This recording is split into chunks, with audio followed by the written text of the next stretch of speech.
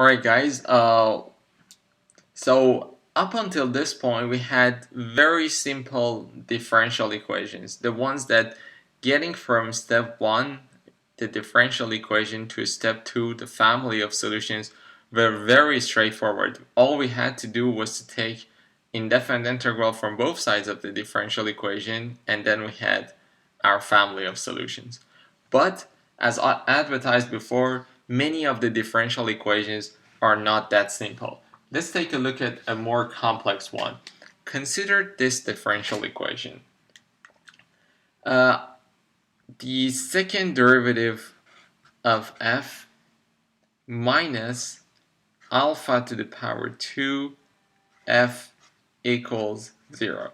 By the way, note that I just dropped the dependency on x because it takes a lot of space, and I just got rid of that. But remember that all our functions f depends on x. Alpha is a constant, is a known constant. It's a number. It's 1, 2, 3, whatever the number is, 3.2, whatever it is. Okay, so that's our differential equation. You can immediately see that this is more complex. By just taking, you cannot take the indefinite integral of both sides. Of this side, I don't even know what the indefinite integral of this guy is. Okay, but there are other means to solve this differential equation. Let me write out the entire problem. So this is our differential equation. F is defined on domain 0 to 1. And the boundary conditions are as follows. F at 0 is equal to 0, and f prime at 1 is equal to 2. Alright? So, how do we solve this differential equation? There is a mean to do that, and it's by guessing the form of the solution.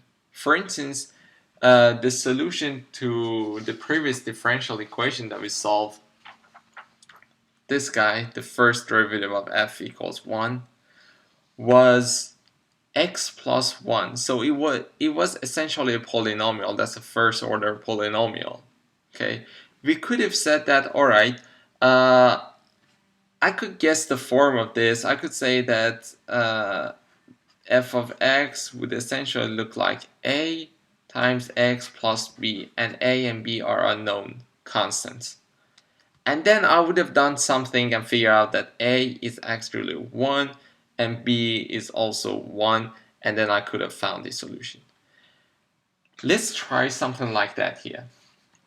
Let's say that there is a function that if I put into this differential equation, I have a chance to get a 0. Okay. Let me just go ahead and give you what kind of function, with what kind of function you'll have a chance. We'll have a chance with e to the power something, e to the power x. Okay, so let's see. If I take the second derivative of e to the power something, whatever is here, I will essentially have a function, some constant times e to the power. Okay, so this goes in the first term here. And here there is no derivative, so I will have e to the power x. Okay, so I have a chance to take factorial of e to the power x, and everything in the middle would be equal to 0. Okay, so with this, let's say that it would be way more clear when I put values in here.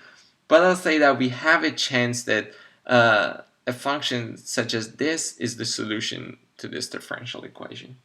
Okay, now I'm just going to put constants here so that we figure them out.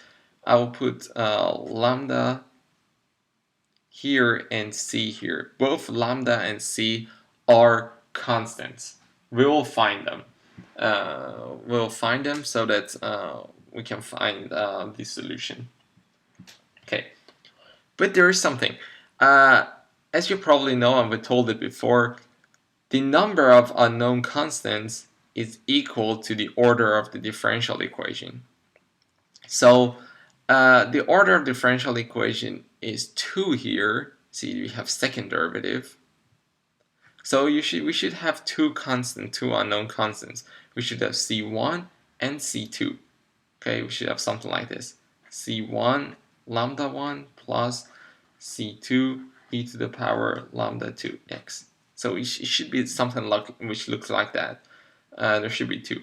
I'm going to write it in the compact form and say this is like the summation of ci e to the power lambda I x. And I goes from 1 to the order of the differential equation, which is 2. Okay? So this is the function that I'm going to try my chance with. Alright, so what we need to do is to put this function into the differential equation and try our best to find the constants, at least the lambdas. We're going to find the lambdas here. Ci, C1, and C2, we'll find them using the differential, the boundary conditions. Okay, so now let's put the function into the differential equation. All right, so how do I do that? So you see things. Okay, I'm gonna do it anyways. So the first we have the second derivative of f. So I'm going to take the second derivative of f and write here. So the summation sign would remain. I equals 1 to 2. Ci would remain. The second derivative of e to the power lambda I x is just lambda I to the power 2. Because whenever you take the derivative of this guy, lambda will come here, and the up here, everything would be unchanged. So we take the second derivative, there's 2 lambdas, which comes back down. So we have lambda to the power 2. And we'll have e to the power lambda I x. Okay? That's how you take the derivative of an exponential function. Right? So what was the rest of the differential equation? You have alpha to the power 2 times f. So I'll just write that. Minus alpha to the power 2 times, and the f, I'm just going to write out the entire thing. I equals 1 to 2 ci e to the power lambda I x. And is equal to 0.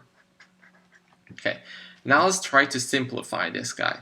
You see, we have the summation signs on both sides. Okay, so I can take the factorial of that. This guy will come out. Because 1 to 2. Alright. What else did we have? We have ci here and ci here, so these two could come out too. Alright. Now, I will have something in the middle times and e to the lambda I x is, we have it on both sides, so I can take this guy to the other side. Okay, so what is remaining from here? I had this part here and an exponential function here, so what's remaining is lambda I to the power 2. What do we have here remaining? We had this part going here, we had this guy here, and alpha is a constant. I could put it wherever I want to. I decide to put it right here in the middle so that it comes in here. I have minus alpha to the power 2. Okay, now this fellow is equal to 0. So let's take a look at it. If ci is equal to 0, then my function is just 0, because you can see here, if ci, both of them are 0, f would be 0, and that's a trivial solution. It is a solution, because if I put f0 in here, 0 minus 0 is 0. That's valid, but it's a trivial solution, and for sure it would not satisfy the boundary condition. It would not. So that is out of the question. Ci is not 0. E to the power lambda I x. The only way that this guy is 0 is that lambda is minus infinity. And that's also out of the question, because if lambdas are minus infinity, then our function would again become 0, because both of them are minus infinity, so our function would become 0. So the only way that this term here is 0 is that this guy in the middle of the bracket is equal to 0. So essentially lambda I to the power 2 minus alpha to the power 2 is equal to 0. Okay, I can solve this. I know that solving this, I will have lambda 1 equals alpha, lambda 2 equals minus alpha. I take alpha to the power 2 to the other side, take the square root, and whenever you take the square root, you have a positive and a negative solution. Okay, so you have plus alpha, you have minus alpha. Okay, so that's pretty cool. I found lambdas. Now, if I insert lambdas to this form that I was hoping that the solution would look like, I'm in business. Okay, so let me do that. So I would say f is equal to c1 times e to the power lambda 1 was alpha x plus c2 e to the power lambda 2 was minus alpha times x. Okay, so that is my family of solution. I found them. Found it. Yeah, I found them. There are so many of them. That's pretty cool. So I have a function. I have two unknown constants just as advertised because we had second order differential equation. And all I need to do right now is to use these two boundary conditions, f at 0 equals 0, first derivative of f at 1 equals 2, to find c1 and c2. That is perfect. That's up to you to do it. So I will call it exercise number 5 if I'm not wrong. Exercise number 5. Solve this. Find the solution. Find the solution. And plot it. It's always good to plot stuff. Okay, you can't even see it. Okay. Find the solution and plot it.